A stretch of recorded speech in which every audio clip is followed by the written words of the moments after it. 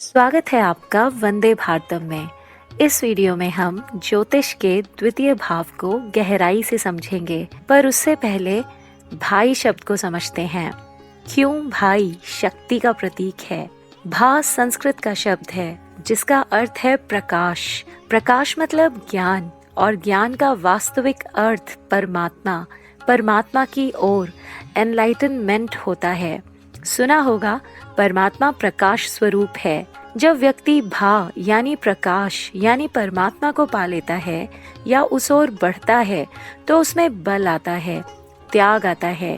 त्यागी और मानसिक रूप से बलशाली व्यक्ति अपने भाइयों, बहनों व देश की शक्ति बनता है। जिसमें त्याग नहीं है वह तो स्वयं की इच्छाओं, भोगों हेतु ही लगा रहता है। उस स्वार्थी को भाई बहन, घर परिवार, समाज, देश से विशेष मतलब नहीं होता। वह किसी की शक्ति नहीं होता, बल्कि कई बार भाई बहनों, समाज, देश से छीनकर अपना परिवार चलाता है। भा यानी प्रकाश के कारण व्यक्ति त्यागी बनता है। वह अपना जीवन समाज व राष्ट्र को समर्पित कर देता है। इसलिए इस भा यानी प्रकाश तत्व वाले व्यक्ति को भाई संबोधन दिया जाता है। भाई अर्थात भा आई, ज्ञान आया। बनने के लिए मन में ठंडक, गर्मी दोनों आवश्यक हैं। उत्तर प्रदेश ऐसा राज्य है जहाँ ठंड भी भरपूर पड़ती है और गर्मी भी अच्छी ही रहती है। यह ठंडक ठंडे विचार देती है और आध्यात्म में बढ़त देती है। आध्यात्म में बढ़त हेतु मन में ठंडक आवश्यक है। आध्यात्म में बढ़त सुख देती है। मन की गर्मी माया की ओर भगाती है और माया प्रायः दुख ही देती है।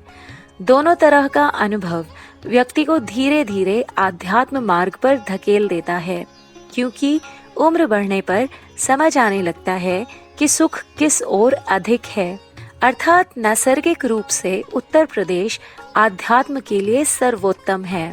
ज्ञान से प्रश्नों के उत्तर मिलते हैं, अतः इस प्रदेश को उत्तर प्रदेश कहा गया। एक दूसरे को भाई कहने का प्रचलन इसी प्रदेश से हुआ है और त्याग व बल के संदर्भ से युक्त शब्द भाई, भैया से संबोधित किया जाता है लड़कों या पुरुषों को। भैया प्रदेश मतलब ज्ञानियों का प्रदेश, हर प्रश्न का उत्तर रखने वालों का प्रदेश। इसलिए चारों धाम, कृष्ण जन्मभूमि, राम जन्मभूमि, महादेव की नगरी, ज्ञान संगम की नगरी उत्तर प्रदेश में बनाई गई। भाई मतलब त्यागी, ज्ञानी, जो प्रकाश रथ है, आध्यात्म रथ है। वह घर, समाज, राष्ट्र के लिए जगत भाई बन जाता है। बिहार भी भैया प्रदेश है। गुजरात में बड़े लोगों के नाम में भाई शब्द लगाकर संबोधित करने का चलन है। इंटरनेशनल ब्रदरहुड इसी भाई शब्द पर आधारित है। जिन लोगों में प्रकाश यानी भा यानी ज्ञान अंश अधिक होता है, वे राष्ट्र से ऊपर उठकर विश्व के सब लोगों को भाई मान लेते हैं। तो भाई वह है जो परमात्मा की ओर बढ़ता है, उसी में त्याग होता है, और वही बहन रक्षा के लिए आगे आ पाता है। जिसमें भोग प्रवृत्ति है वह तो अपनी जोरू का गुलाम बनकर रहता है और बहन व अन्य भाइयों की शक्ति नहीं बन पाता। भाई शक्ति का प्रतीक है। कुंडली में द्वितीय भाव गुरु, धन और कुटुंब का है। गुरुओं से संस्कार मिलते हैं। उच्च संस्कार ही व्यक्ति को संतों, गुरुओं, ज्ञानियों की ओर ले जाते हैं। जीवन में घर में सुख संस्कारों से ही बनता है। संस्कारों के कारण ही पहले कुटुंब हुआ करते थे, बड़े बड़े संयुक्त परिवार हुआ करते थे।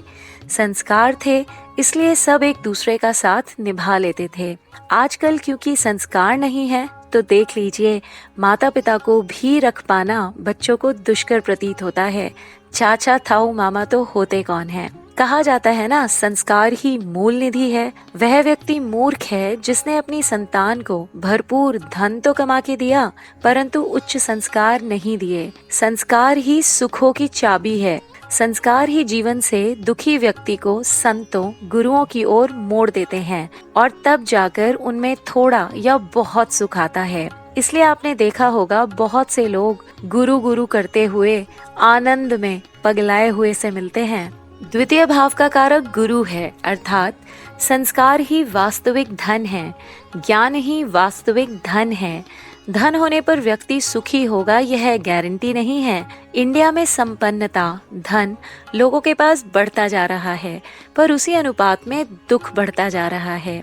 हर इंडियन दुखी है, शारीरिक या मानसिक रूप से दुखी है। इसलिए तो इतने ज्यादा तरह के रोग अचानक से प्रकट हो गए हैं। द्वितीय भाव का सीधा प्रभाव अष्टम भाव यानी मृत्यु के भाव पर पड़ता है। जिनमें संस्कार नहीं होते वे मरे मरे रोते रोते से ही मिलते हैं। इंडिया में लोग गुरुओं से दूर हैं, या इक्का दुक्का कोई गुरु बनाते भी हैं तो बुढ़ापे में बनाते हैं, जिससे वे अपनी संतानों को कोई विशेष संस्कार नहीं दे पाते। संस्कार बाल अवस्था में दिए जाते हैं और संस्कार गुरु अर्थात ज्ञान देता है या ज्ञान से बनते हैं। जब बच्चों को बचपन में संस्कार नहीं देते तो कुछ राशि के लोग, विशेषकर गर्म राशि के लोग, पूरे घर को बहुत दुखी करते हैं। तो सनातन को संस्कारित न करने का दंड बुढ़ापे में भुगतना पड़ता है। इसलिए गुरु युवा अवस्था में ही बनाने चाहिए। बुढ़ापे का गुरु कोई विशेष लाभ नहीं देता।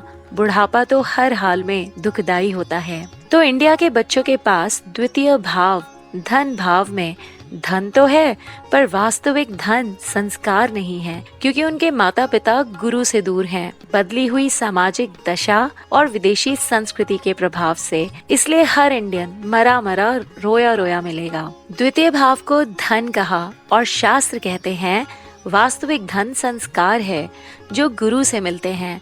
सांसारिक धन भी आवश्यक है, परंतु यह प्रायः दुख ही उत्पन्न करता है यदि सच्ची ईश्वर भक्ति न हो तो। सच्ची भक्ति संत देते हैं, उनका सम्मान उनका दर्शन देता है। सच्ची भक्ति से जीवन में गुरु मिलते हैं। तो वास्तव में द्वितीय भाव ज्ञान अर्जित करने का या संस्कार अर्जित करने का रहा। भारत में संस्कारों को मूल निधि कहा गया है। संस्कार ही गुरु से जोड़ते हैं, वह जीवन सुखी बनता है, त्याग आता है, धैर्य आता है। ज्ञान का असली बल धैर्य ही है। तो आप देख रहे हैं द्वितीय भाव से बल यानी धैर्य उत्पन्न हो रहा है, शक्ति उत्पन्न हो रही है। तीसरा भाव बल, शक्ति, पराक्रम का है, भाई का है। भाई मतलब जिसे प्रकाश आया और उससे उसे बल मिला और बल से उसने पराक्रम किया।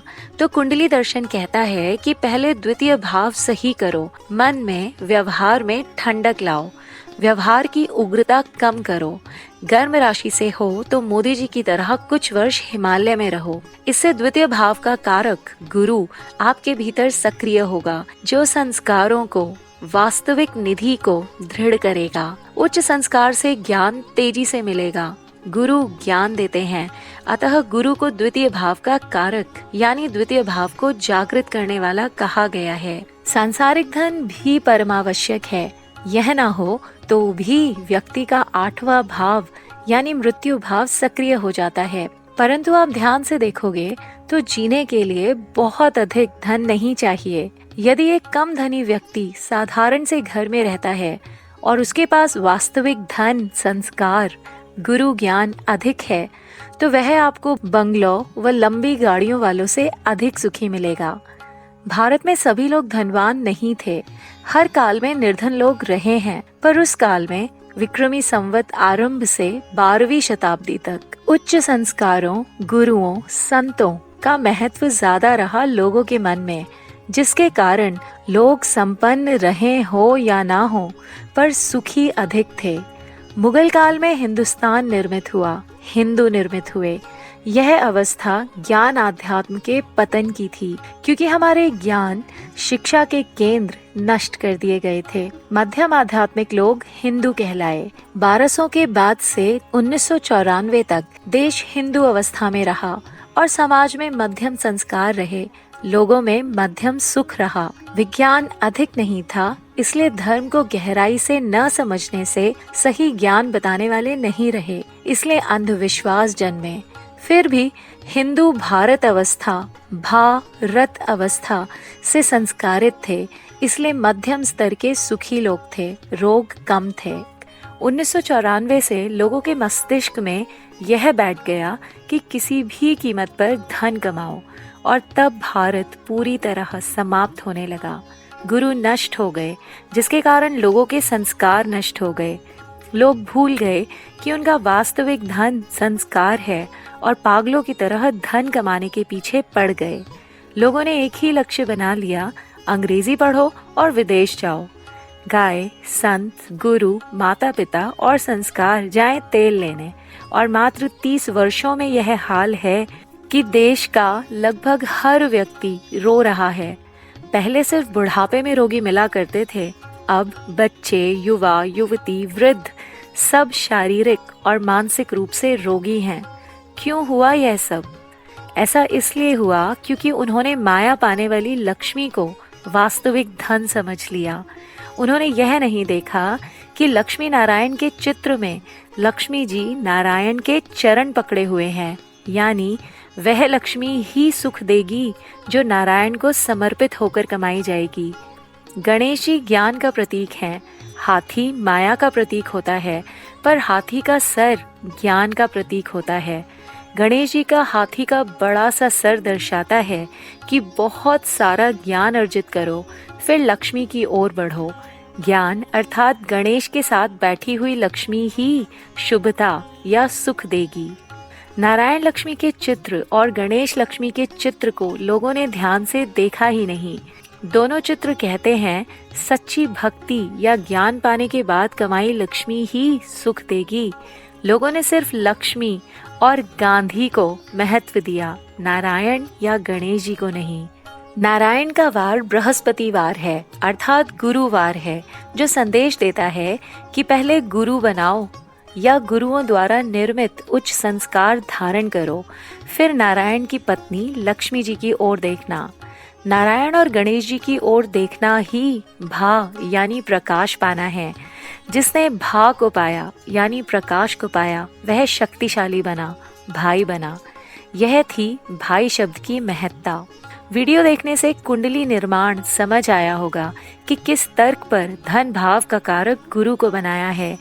जीवन में जब भी किसी भी तरह का अभाव लगे तो धर्म ग्रंथों और गुरुओं की ओर बढ़ना। संस्कार ही मूल निधि हैं। उच्च संस्कार लाने हैं तो सर नंगा मत रखना, सर ढकना या कांधे पर लाल गमछा रखना। इस वीडियो को 14 लोगों को फॉरवर्ड करना ना भूलना। आपके इस कर्म से करोड़ों लोगों का पितृदोष दूर होने की संभावना बनेगी। इंडिया पितृदोष से पीड़ित देश है, तो जितने अधिक लोगों तक ये वीडियो पहुंचेगा उतना ही ये पितृदोष कम होगा और वापस भारत बनेगा। तृतीय भाव का कारक मंगल क्यों है, यह अगले वीडियो में बताया जाएगा। जिसे यह वीडियो पसंद आया वो चैनल को सब्सक्राइब अवश्य ही करें, और यदि रुचि हो तो भारत के गहरे आध्यात्मिक दर्शन व सुखी भारत निर्माण हेतु हमारे व्हाट्सएप ग्रुप से जुड़ सकते हैं, जिसका लिंक नीचे डिस्क्रिप्शन में दिया गया है। वंदे भारतम।